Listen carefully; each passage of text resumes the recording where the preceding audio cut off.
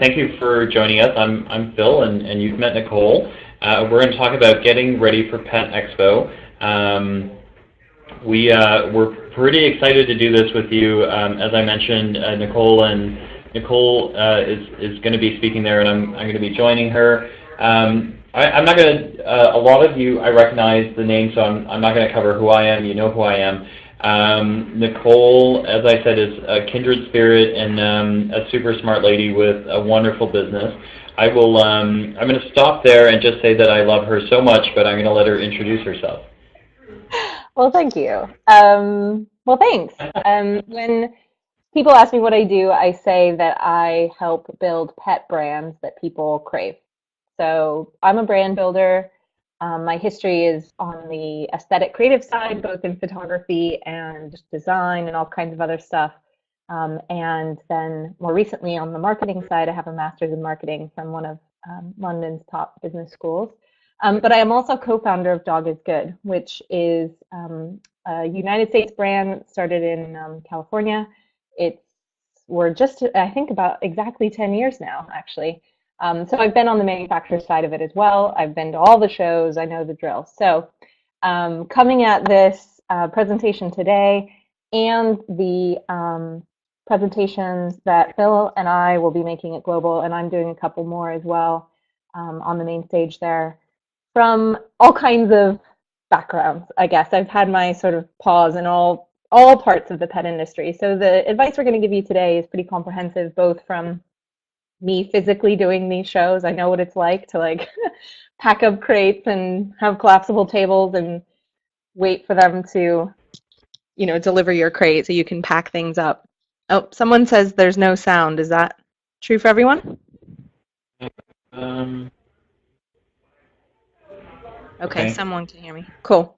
Okay, so I think let's jump straight into our tips. Cool. Because, yeah? What's who's the dog in your picture? That's Charlie. Charlie. Yeah, love it. Sorry, I just had to ask because I'm sure we're all going to ask you at some point. So yes, I'm sorry. I apologize. I'm surprised you can't hear him because he's in my lap snoring right now. Frenchies are not quiet. All right, so let's jump into our tips because we've got a lot to cover and not a lot of time. So the angle that we're taking today. Yeah, go for it. Go for it. No, go for it. Go for it. The angle that we're going to take today is a little bit fun, I guess, this idea of dating tips for your business. So we've got a bit of tips comparing doing a trade show like Global and dating.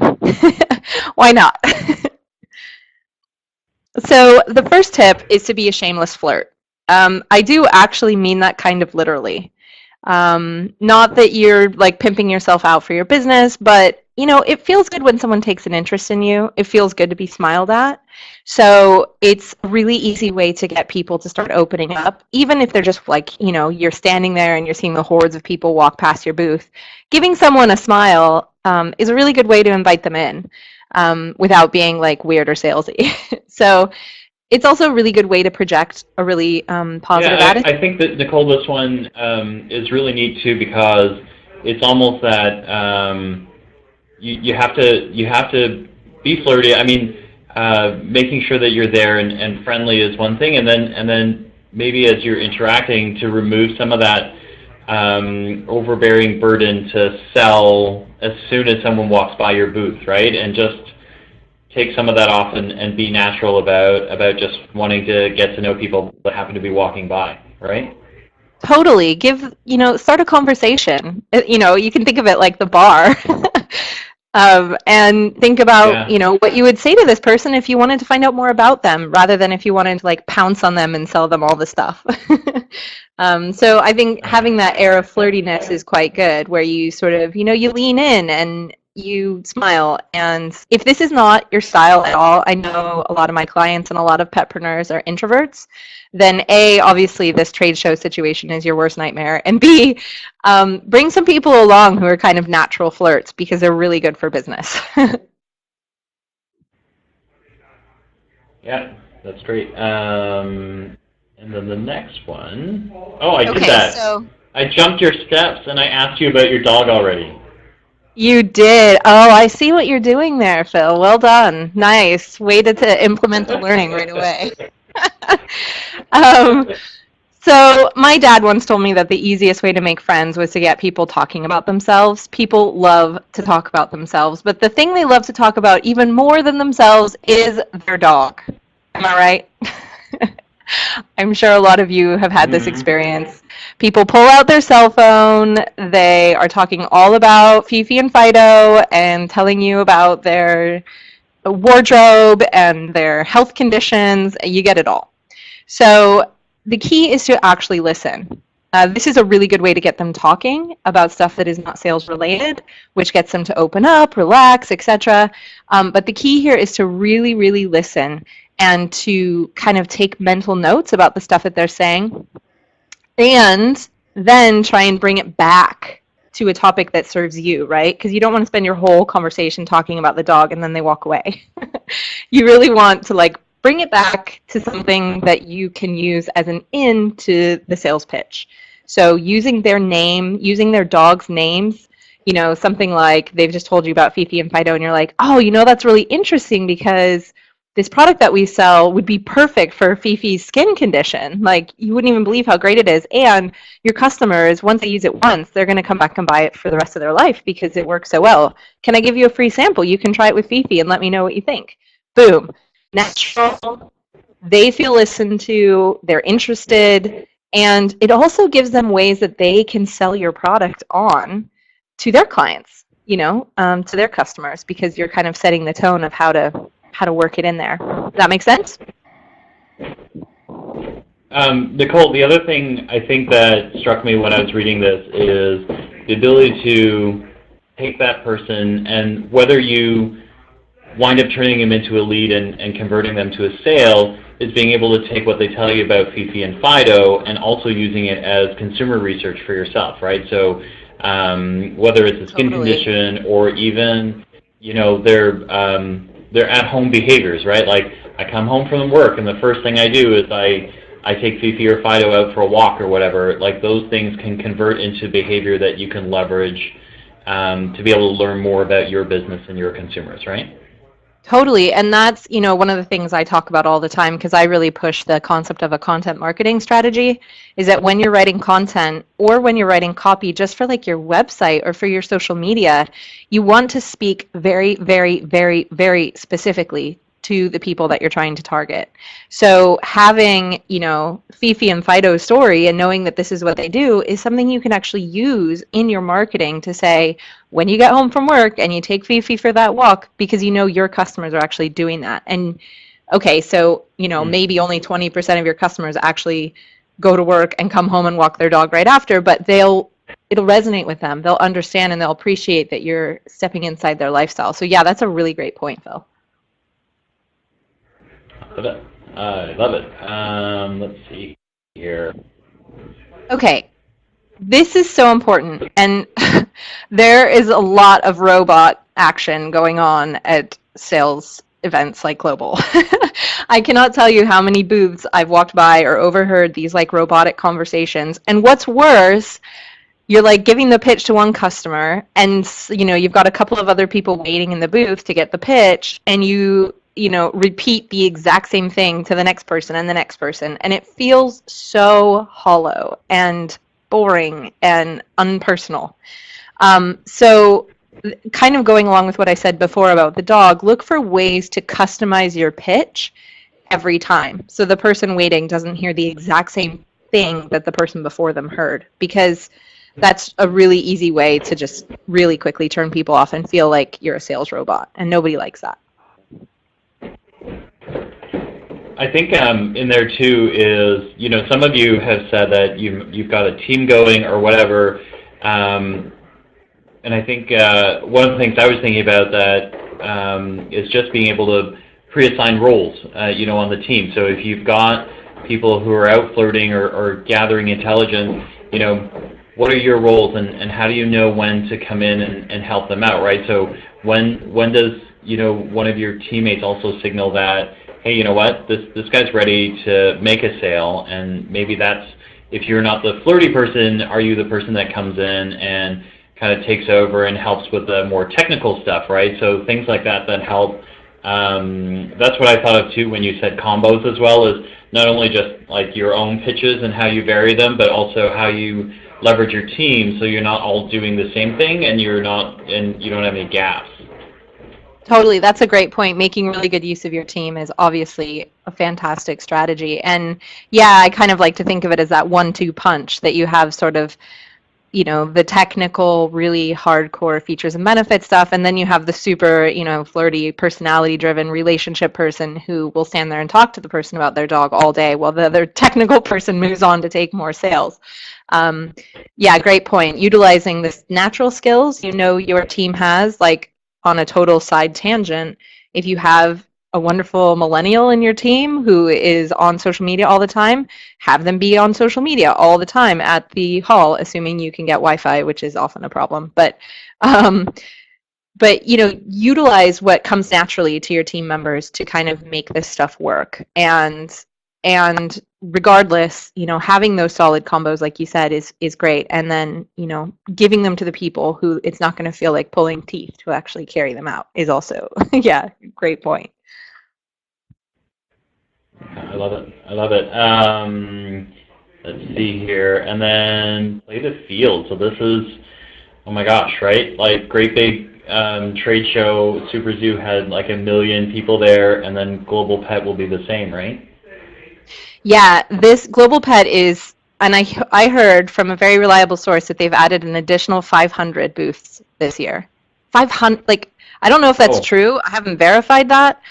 But I just can't even imagine what that means for actually, I mean, you can't get through the whole show, and it's just not even possible. I don't know how that's even going to work. But point being is, just like dating, when you're single, you kind of got to play the field, right? You don't want to get so excited or so invested in any one conversation or any one opportunity that you lose track of the others. You don't want to be waiting for just that one phone call, and you don't want to celebrate too early if something hasn't actually come through yet. So try and keep your head on straight and focus on those numbers that you need, those X number of leads to make X number of sales, without sacrificing the friendly relationship stuff we're talking about. We don't want to go back to being a robot, but it's important to keep those numbers in mind and not get too carried away with all the friendly chat. Yeah, it's true, right? I mean, it still is about percentages and those sort of things, and knowing that when you're in a show like this, you probably have a number that you want to be able to hit in terms of the number of folks you need to convert to make the show worthwhile for you. And so it's like it's like all the direct marketing stuff you do.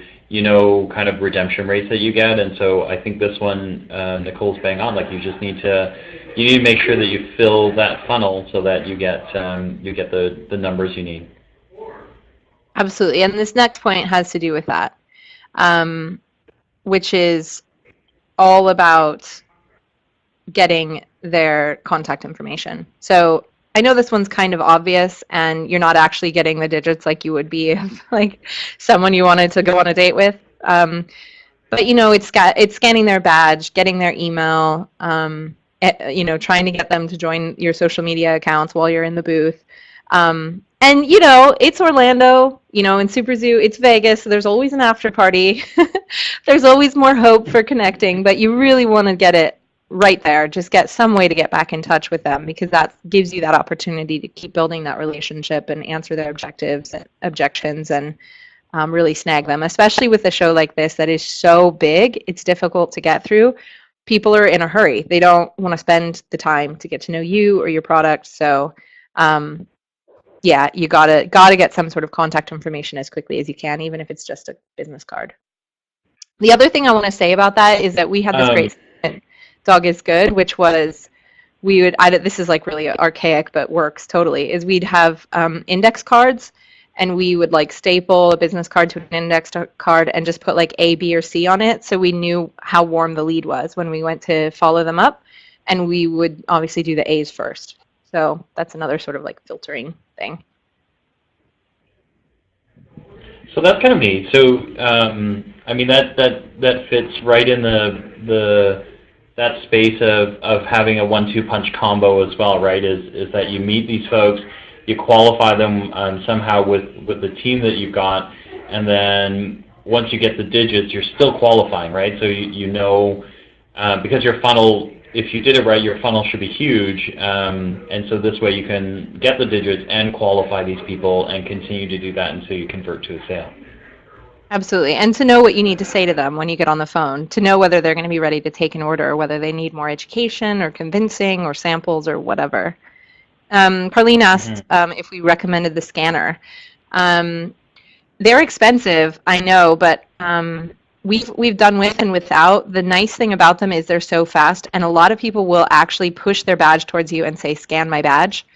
You can also use your cell phone, right? So the problem with that, of course, is you're only getting like their name and their business. You're not actually getting their contact info, but it's a lot cheaper. So if you're going on a really tight budget, I'd say just, push for the business card at bare minimum. Just take a photo with your phone and then try and chase them up later. But at a show like this, where there's going to be, people are basically going to be rushing past, you can often, even if you're feeling brave, just ask if you can scan their badge. Because at least it gives you that opportunity to follow up. So I guess it depends on your budget, but it is, it can't hurt. Yeah, I mean, particularly in a show like this, right? So Nichole had some amazing points there, and just you add 500 extra booths, that's a lot of bodies, right? And so even if they are incredibly interested in your business, by the end of the day, will they remember you out of the other 500 booths, all those booths that they walk through? So yeah, the scanner does work. The scanner's got this cheesy attractiveness to it too. Everyone wants to participate in the tech, which is kind of cute as well. So that always provides for an extra opportunity. Well, and like you say, oftentimes people expect you to have it. They're like, "Oh, just scan my badge." And if you're like, "Oh, I don't have a scanner," they're like, "Oh, okay, well, I'll give you an extra 3 minutes of my time so you can write down my contact information because I'm out of business cards." It's like, oh, awkward. The other one that I've used that's kind of neat too, as long as they don't get lost in that, but being able to just ask if you've got data. This depends on data, but you could also ask for their LinkedIn, right? And so if you add them to LinkedIn right away, it also provides, it provides your face to them, and then it provides their face to you, and you kind of remember as well. So that's the other cheap alternative that you could look at as well. Oh, nice. That's a great tip. I like that. Of course, now everyone's going to have to go and like brush up their LinkedIn profile, not updated, or has like a really old photo or whatever, right? One more task before the show is LinkedIn. I'll work it back in when we get there, but there's a tip I can give you later for LinkedIn as well that might work as well. Oh, cool! And I won't give it away because it's in Nichole's slide, so I don't want to jump the line. So I'll wait in line. Carlene said that they send a follow-up picture with them holding their products, which I think is really clever as well. That's a nice personal touch, and it's like face, really product, member us. That's really good. Yeah. Okay, let's go to the next one. So, I mean, it's funny how this kind of goes without saying, and yet how much we take it for granted. But you really need to go in knowing what you want. It might sound obvious, but you might not be ready to ship product, so you might be looking for pre-orders. You might only be doing this show because, like with the New York gift show, we're only doing the January one because we want to get into the August one. Or, it's possibly just an exercise to see if the show is viable. But you need to know why you're there and what you want to get out of it. And I kind of believe in manifesting, so I definitely believe in like writing things down. Um, and I mean, true story. I'm going to go on a tangent here because this is how cool I think this is. But before I met my husband, so random, I made a list of 200 things that I wanted my dream guy to be. I'm not even kidding. This is serious. And number like 167 or something was a sexy accent. And like 8 months later, I met my British husband and moved to London. So um, you know, sometimes writing things down and being super, super, super, super, super clear on what you want can actually make some magic happen. So that can include like who are the 10 dream people you want to get orders from, you know, how many sales you want to make, what's the revenue, how many leads obviously do you want to have follow up on, but really, really, you know, cover it with your team, be super clear on it, have a variety of different goals. They're not all going to be sales and revenue related. So determining if this is a show we're going to do again next year, you know, do we think this show is on the rise or on the decline, that kind of stuff. Because obviously these shows are a huge investment. They are so expensive to do the whole booth and the airfare, the hotel, the whole bit. So keeping an eye on what you're getting back for that investment is really key.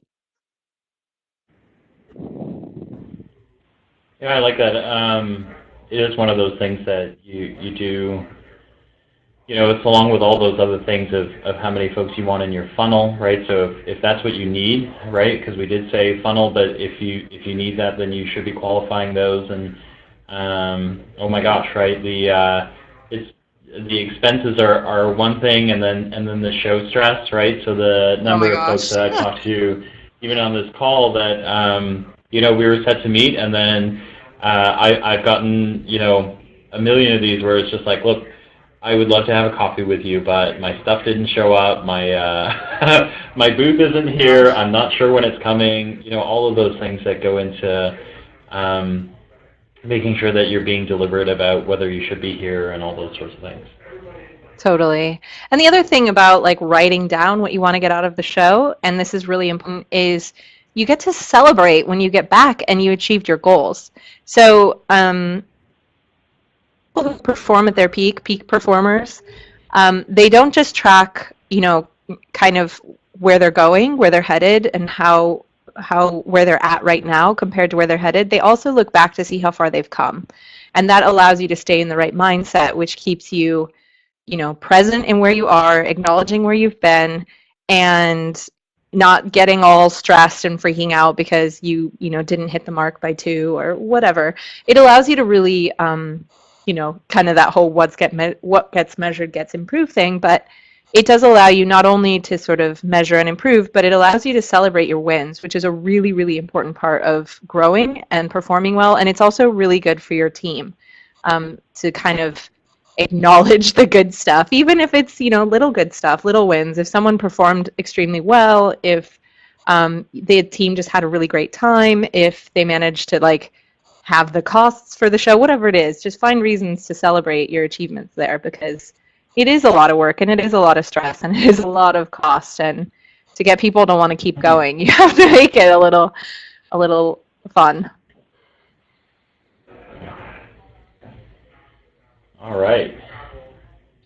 Okay, so we've kind of touched on this one already, but it's so important that you are memorable. You know, if you want that second date, you really do need to make an impact. And one of the best ways to do that is to make sure that you have a takeaway for people. And, you know, you probably already know this, but when you're walking around a show and you've got 2 heavy bags in your hand, every additional thing that someone wants to give you, you're like, oh my God, no, I can't fit it in the bag. I can't carry it. It's too heavy. Like, no, please just keep it. So you want to make sure that that thing is not heavy. Make sure it's not like your full 200-page catalog. Make sure it's a USB with your full catalog on it, or a thin booklet, a postcard, a token, a gift of some kind that they might actually use. That kind of stuff, you know, or a gift with a postcard with your sales. You know, everyone's like, what's your show special? Having a takeaway with your show special and maybe your best-selling products or something on it is a really good way to stay with them when they get home and they start sorting through all the stuff that they picked up at the show. And the other tip I'll give you that was around the LinkedIn stuff is when we were at Super Zoo, there was one brand that had brought their dog and got a lot of attention from the dog at the show. And so what they did was they actually changed their LinkedIn picture. The owner did, for kind of the next 15 days or so, and put up the dog's picture so that when he sent follow-ups to all of the retailers he had met, he told me that every single one of them answered him with, "Oh my gosh, I remember you because I remember the dog." It didn't stay up permanently as his LinkedIn picture. He took it down eventually and put up his own face again, but a neat way to be memorable, or part of your strategy of being memorable. Yeah, that's a great point. And the other point I want to make is you've got to have the looks and the brains, right? We're going with this great dating metaphor, so I've got to stick with it. But that thing needs to not just like have the pertinent details on it, but it needs to also be aesthetically pleasing. It needs to be the thing that jumps out at them when they're going, they dump everything on their big table and they're like smushing through everything. Make it the thing that jumps out at them because it's got, one beautiful lifestyle photo on it, or some really nice bit of design, or something that screams out and says, "Remember me? I was awesome. How cool my booth was. Remember how cool my products were," and does it in a visual aesthetic way, as well as having all those pertinent details, your show special, contact info, any order terms or deadlines, and obviously some of your social profiles if that's an area that you're focused on.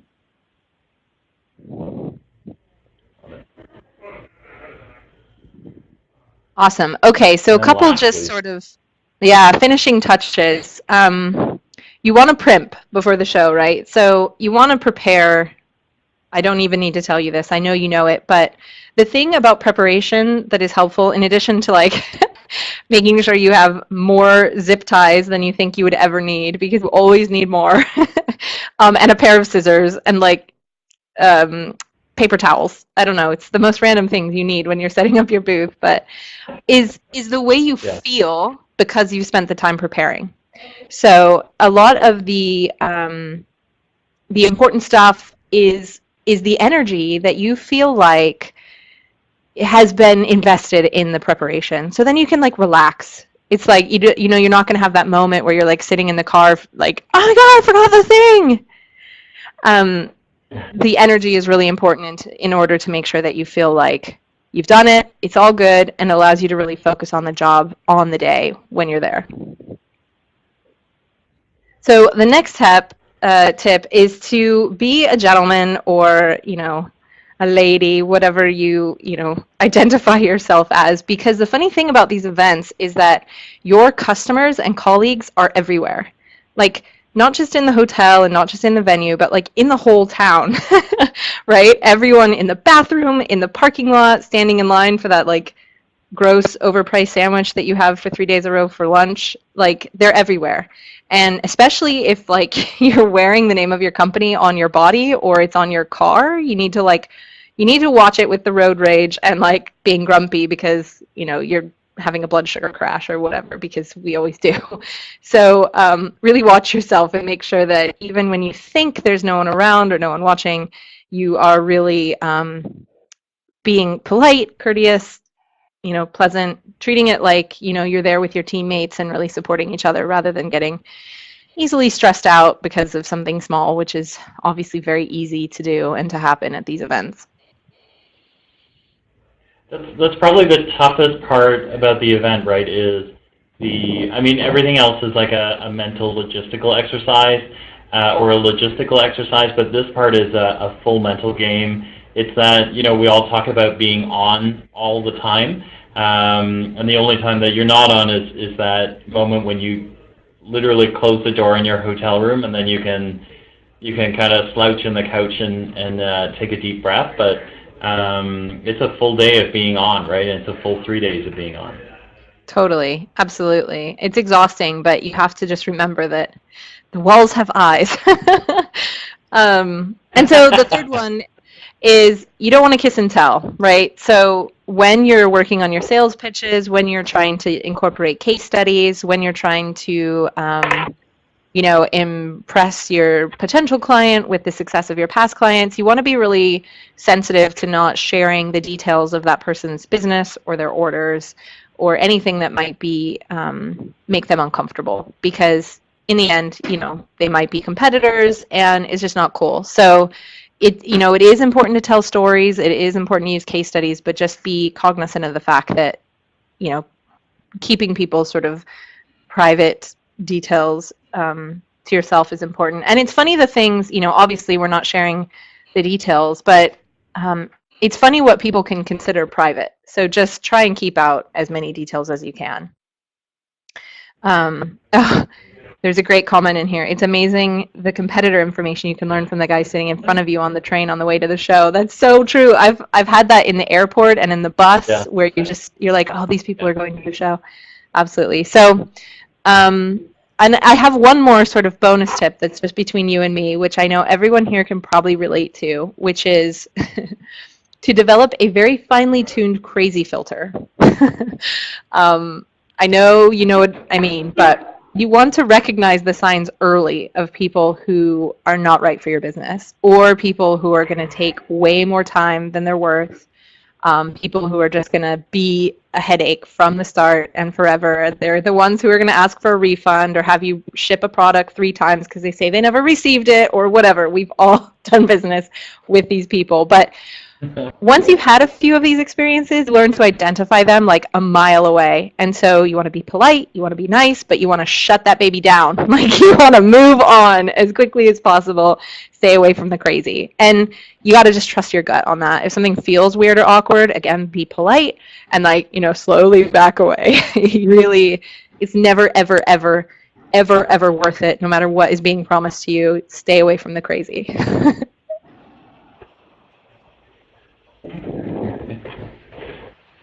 I see some yeses and some amens. Right. Yes, people can relate to this. Oh my gosh. Yeah. Okay, you guys, so we kind of rushed through this stuff a little bit to leave time for questions, so.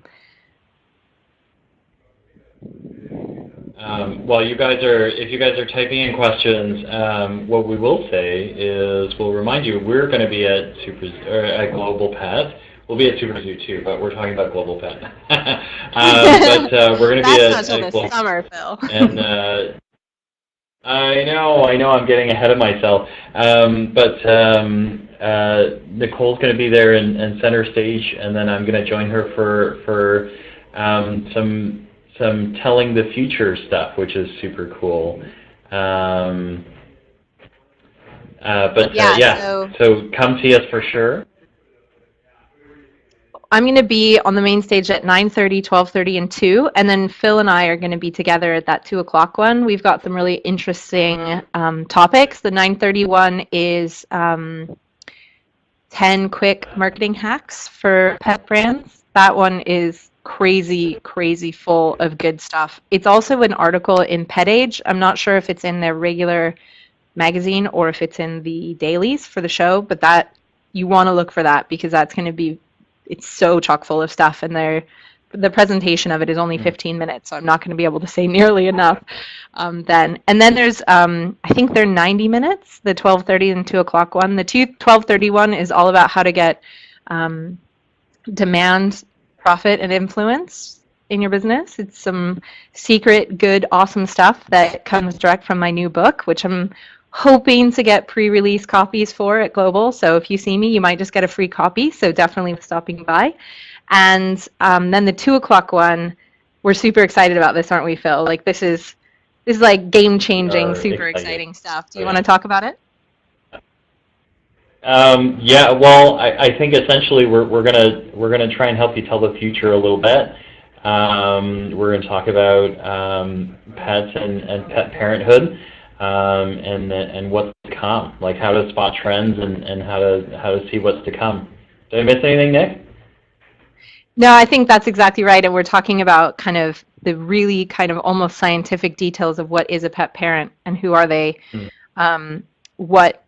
what sort of level of self-actualization are they at as a pet caretaker, and what will appeal to them, and who are the other people that you can be targeting who are not pet parents, who you shouldn't ignore, and how to use that information, like you say, to tell the future, to spot trends. So I think that's going to be really great. We have some questions, looks like. So I don't have specific tips for Global personally because I've actually not been there before. I always did, we split it up and I did Super Zoo and one of my colleagues did Global. So this is my first time. They're actually flying me from London, which is quite cool. So I don't have tips on location. Have you been there before, Phil? Yeah, I've been there. I've been there once. It's a great big conference center, and the hotels around it are all set up and kind of locked down for Global. So I think you're imagining logistics and stuff like that. So you gotta watch for the buses. I mean, the truth is, the first time I was there, I was a spectator. So I'm extrapolating from what I remember my experience a couple of years ago, but it is kind of a logistical challenge because most of the hotels are, a good mile away from the conference center, so you got to take their complimentary shuttle buses. You can drive too, but it's a little crazy. So just mind that stuff. It is worthwhile to stay close to the conference center because you can do the shuttle buses and all that kind of stuff. Yeah, I don't know. Let me know if that doesn't answer what you're looking for. All the other trade show stuff I think applies, like the union folks and shipping stuff through their recommended people. I've heard that it's a nightmare otherwise, like I think most other trade shows are. Yeah, APPA have got it locked down pretty well, I think, and systemized, and it's kind of like you just pay for it and you just do what they tell you, because otherwise you'll regret it. Best way to do pre-show invite. So the thing to remember is that everyone's busy, right? So I love personally the idea of doing something in print. Like, who doesn't like receiving like a wedding invitation that's in an envelope, like in that thing called the mail that we never use anymore? That can be a really nice way to get outside the inbox and the craziness of being able to just not read it or ignore it. So if, for example, you want to invite buyers, I'm assuming, actually sending them a nice printed invitation can be a really nice touch. Include your business card, suggest a meeting, or you can even send them a little gift, like a Starbucks card or something, like, hey, here's to keep you going during the show, or something that really shows that you care, that you're thinking about them, that you've thought of them in advance. And then I would follow up with a phone call or an email and a phone call, so you can try and get them on the phone and try and lock that down, try and get them in the calendar. What do you think, Bill? I like it, and I think to pull out those tips about being memorable as well, right, is I think you try and be consistent in whatever you're doing. So if you're sending a printed, is there an opportunity to work in a visual, a picture, a visual, something that you can carry consistently through your booth so that, they're going to get pre-show invites, but if they get this from you and they see the same visual at your booth and then they get the same visual when you follow up after, it creates a sense of continuity that, will continuity and repetition that allows a buyer to remember, hey, I remember those guys, right? I remember getting this, and I remember seeing that, and I remember who they are, right? Because you are competing with, a million booths and a million people handshaking and saying hello and, all those sorts of things. Yeah, that's a great point. We have these 5 dog lead principles that we live by over at Working with Dog, and one of them is consistency, because it's so important that you repeat. So that's a great point, I think, about the visual. And imagine if the image on the invitation is the same image that is like the huge big backdrop of your booth. Even if they don't get back to you, when they walk by your booth, it might trigger for them, and they might be like, oh, I should stop here because those guys reached out. I should definitely say hi. Whereas otherwise they might have just walked by. So it definitely can't hurt. It's such a low-cost way to show care, to build that relationship, and to reach out. I think that's great. Suggestions for separating and primping staging a booth with multiple product brands SKUs. Ooh, I am a hugely obsessive aesthetic visual person. So I am very, very anti-clutter. So if you're trying to reach me, and a lot of people are much less obsessive than I am, or much less easily turned off, but my suggestion would be to keep it as clean and uncluttered as possible.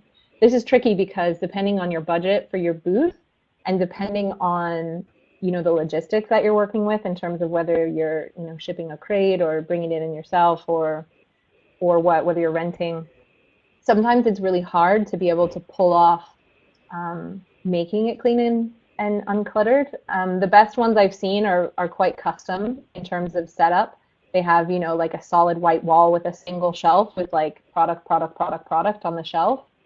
I think that strategy works really well because what you're going to have to remember is your booth, it's a bit like a print magazine with your ad in all these pages of print magazine. Your booth is among all these other booths of like noise, right? It's color, it's texture, it's stuff, it's crazy. So any space, any like empty white space, any of this like, it becomes this beautiful, relaxing respite from all this visual chaos.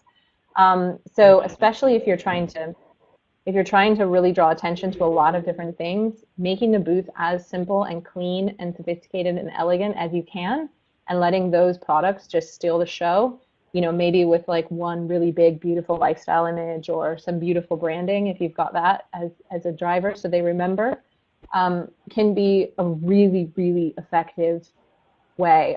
One of my favorite booths, I'm biased a little because I did their photography and I helped with the design of the booth, but one of my favorite booths is the Play booth, Play Play. The first year they debuted, they won the like Marty Becker Award at Super Zoo for like one of the best booths or something. But I would say check them out because they do this really well. I think their booth is really big now. They have probably like a 20 by 40 or something. It's really big. It used to be 10 by 20, but they have a lot of different lines, and they have dog beds, which are huge and unwieldy and hard to show. And they have toys, and they have, just all the stuff they have to cram into their booth. And they do a really good job of making that work in a way that makes you want to hang out instead of, like, the last one I saw, I think they debuted a tent product, and they did like this little like camp out in the middle of their booth with like a tent with like bark around it and a campfire, and it was so cool. But yeah, my biggest tip would be space, trying to leave and allow for as much space as possible, visual relief, to let those products really stand out. I hope that's helpful. You have any tips on that, Phil? I think the only thing I would add to that, Nichole, is just, you go back to knowing what you want as well. And so you're going to have, as you grow in your business, you're going to have, fairly large lineups. But if you zero in on what you need for the show to happen, it might guide you down a path where you say, I'm going to bring the majority of what I'm bringing is one lineup, which will help you with merchandising the booth a little bit differently, so that you're not trying to put like your entire lineup in the booth, because maybe what you're after, you can cater part of your lineup, or you've got a new launch happening, so you want to zero in on the new launch, and then you can always think about, like, how do I ship you a sample of my existing lineup later, or things like that as well, which I think added with what Nichole's got for you is pretty solid, right? So that would be the only thing I would add to tweak that thought pattern. Just a little like practical tip, and this is something we did at Dog Is Good for a couple of years, actually, until we just couldn't stand it anymore, was you can actually, because there's IKEA everywhere, you can actually just, instead of shipping stuff, this is just one option, if you're on a really tight budget, you can go to IKEA and get those little, I forget what they're called, but it's like their little cubes, it's like they do 4x4 and 5x5 like furniture. Oh, yeah. You would get like the glossy white one. Yeah. And you can get the little like baskets that slide in and out. So we would just get the little like baskets, which become drawers, and we could put our extra stuff in there, and they make these like they become the perfect height, and they're glossy and clean and white. We do like 3 of them side by side, and they make great shelves that you can, and they're so cheap that you can keep them and reuse them, or you can just ditch them at the end of the show and not have to deal with it. So another tip would be, do something like that. And like Phil said, showcase the new SKUs or the most popular. And then in those little drawers or something, you can have the others to show as and when appropriate when talking with someone. But remember, the key is not to show everything that you do, like at first glance. The key is to capture people's curiosity and imagination and to show up as someone that they think they might want to do business with, which is much more about presentation. It's much more about them looking at your booth and thinking, ooh, cool, than it is about looking at your booth and seeing every SKU that you produce. Because if you capture them, then you get a chance to talk. And like Phil said, you can send samples, which is a great way to get their contact info. So that's great. What do you think, Phil, on tips for approaching distributors?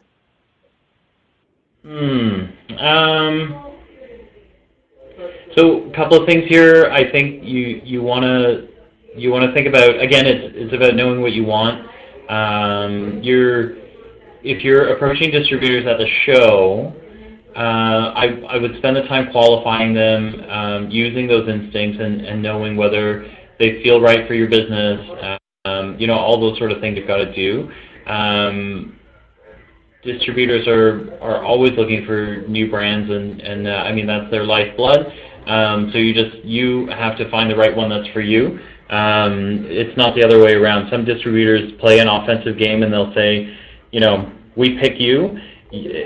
Don't let that happen to you, right? You're the one with the new brand and you're the one with the great product. Make sure you're picking a distributor that's right for you. Yeah, and alongside that, I think so I've owned two different retail shops, and one in the US and one in the UK. And the one in the UK, I found it especially interesting working with distributors because I was trying to get US products into the UK, which in and of itself was crazy. But I worked with a couple of distributors in the UK that I was really impressed with. One in particular because they worked with their brand to get some really great marketing support materials, whether that's like a display, signage, stickers for the door, that kind of stuff is really helpful all the way down the line because it makes you sell more product. It gives the distributor something to say to their accounts about extra support to help sell the product, which makes it less risky to purchase in the first place. So thinking about, ways that you can differentiate your brand, ways that you can make your brand more appealing without sacrificing more margin is really, really good. And like Phil said, keep in mind that you're in the position of power entering that conversation because there's one of you and there's a lot of distributors. So only one of them, if you're working exclusively, only one of them is going to get you. And you might have to play the long game a little bit, but especially if you've got tight margins, you don't want to just give away.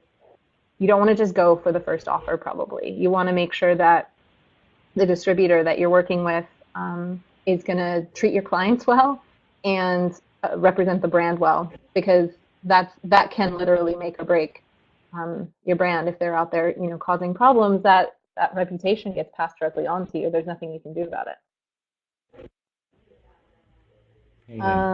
So we've got one more question. David, I'm gonna answer. We actually put out a blog after this with a copy of this webinar, and Nichole and I will both have copies of this.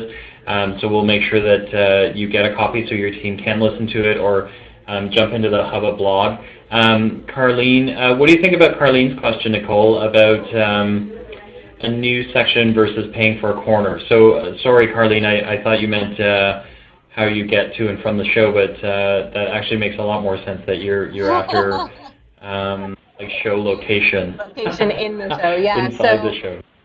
Yeah. What we always used to do is, and this is a little bit awkward now at this stage, but we would walk the show first. We would walk the show and see where the patterns of movement were. So like the first year that we did Super Zoo, we got stuck in this like horrible back corner, and it was a terrible. I mean, we did all right. We were the busiest booth, in that area, but it was bad, and that's because we came late, and that was kind of what we were left with. There's all kinds of like crazy theories about it's good to be near the bathrooms or it's bad. It's good to be near the food or it's bad. You asked about the news section. I do know for a fact that a lot of buyers will you know, if all else fails, they will get to the new section because it's stuff they know they haven't seen before. A corner booth, yeah, can be very powerful, especially, you know, depending on where it's positioned. So it kind of depends on, again, what your goals are, like what you're trying to accomplish, because and your budget, right? Because obviously it'd be great to have a 10 by 20 corner booth in the new section. um, so what I would say is get the, you know, the best possible booth that is comfortable for your budget, and then like Phil was saying earlier, dispatch your team in ways that can help really amp up your success. So whether that means having someone who is actually quite bright and bubbly standing, you know, 3 feet out of the booth, or, you know, whether there's other sort of investments you can make, like the stickers on the floor. The greatest ones I've seen, especially for like poo related stuff, is promoting in the bathroom, which I think is quite clever. There's always, like at the gift shows as well, someone who sells like hand soap will just go put a bunch of hand soap in the bathroom, just leave free product there, which I think is brilliant as well. So, you know, there's other things you can do to maximize your your sort of success there. But I'd say if it's your first year going, then you kind of just have to see the flow of the show. And the problem is that it kind of changes every year. So like at Super Do, there's Rodeo Drive, which was like the big thing for a bunch of years, and I don't know if it is anymore, but it does, the pulse does change. So I would say really focus on your booth itself and making sure, again, with that whole space and being eye-catching amidst a sea of noise is definitely one of the best things you can do. And the other thing too is there's just so much thing you can't control. Like there might be like a weird column in your booth that, you know, you can't do anything about and they didn't warn you about, and you know, don't let it ruin your show if you feel like you got the wrong location or you got, you know, the bummer end of the stick, because that can really like bum you out for the whole show. Don't let it affect your energy. That's the most important thing. I'm not sure if you guys saw that, but at Super Zoo last year, there was a, in the middle of the floor, they put in this innovation center, and then somebody in their really bright idea parked a bus in the middle of that innovation center, because I think it was part of a display, and there were a whole bunch of brands that were stuck on the other side of the bus that were very upset, you know, because you really couldn't tell that, you know, there were folks on the other side of that bus. And then one clever soul decided on the second day that they built this bright yellow arrow and just wrote on it more booths on the other side of the bus, and then climbed up on the bus and stuck it to the top of the bus. You can't do that everywhere, but out of section display works. out of section display works at trade shows too. So yeah, you definitely having fun with it and being able to convert despite the whatever the trade show throws at you is definitely worth it. Absolutely. Us entrepreneurs, we are a scrappy bunch. So yeah.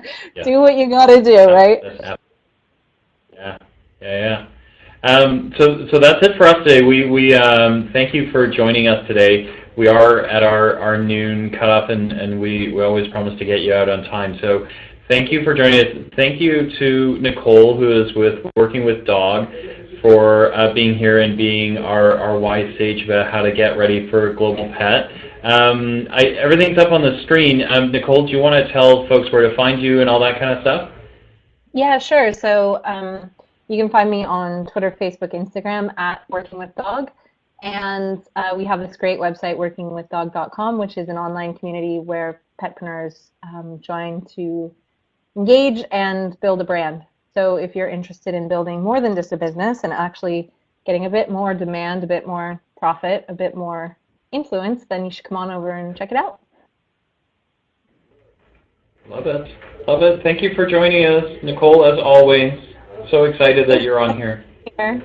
Annoying tech difficulty at the beginning, but I think we rallied pretty well. Yeah. And hopefully those of you who do have a team, I would suggest, you know, if you can, share the webinar with them so they can get some of these tips and you can explain the stuff that when you try and tell them yourself, you're going to be like, wait, what was that tip again? So yeah, it's a great tool. Thanks for setting it up for us, Phil.